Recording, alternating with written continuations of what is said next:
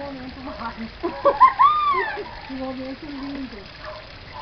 Único. É a última vez que vocês veem esses peixes. Para de filme aqui.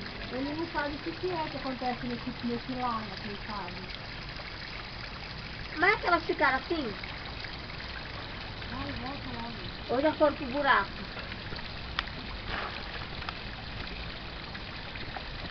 A não diga que já estão indo tudo pro buraco. Tá brincando, filho? Estão caçando um buraco já pra entrar. Ah, minha filha. A minha, aquela ali, ó. Nada. É essa daqui, a minha. Nada. Já manda revelar e põe no porta. Põe aqui assim, ó. Olha, Olha aí. Põe as fotos tudo coladas que chegava meu filho. Cadê o fechar ali na foto? Ó, questão de flash. Pronto. Ah, não. Ah, não. Pronto. Ela foi chamar essa maldita, chamar os outros pra entrar. Entra, minha gente. A vermelhinha. Aí. De compensação, entra Essa o já é sua.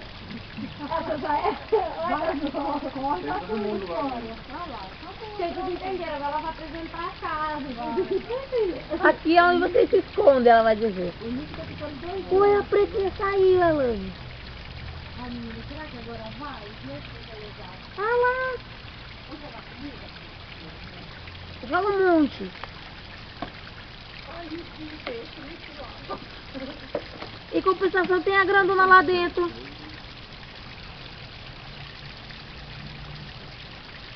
Essa é minha. Mas pode escolher? A minha já. Aquela grandona ali que não sai de perto de mim o caminho inteiro, ó. Oito. Então, 6, 9, 12 tem aqui fora. A pequenininha vira, gato, ó. Então pai da grandona. É. Essa é minha mãe. Isso aí, pessoal. Não. Ah, é? Então falta duas. 6 por. Cadê você agora? Uma grande, nossa, ainda primeira. A minha filha tem dois.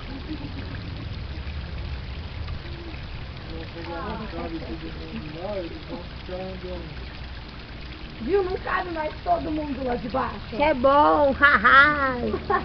Ferraram. Mandar construir minha RV ali dentro. Olha lá. Já está grandona igual aquela lá? Vai. Ela vai cozinhar ela.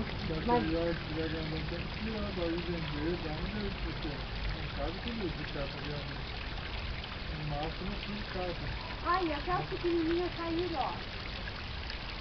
Mas essas pequenininhas, com 2,50 assim, eu comprei 4, né?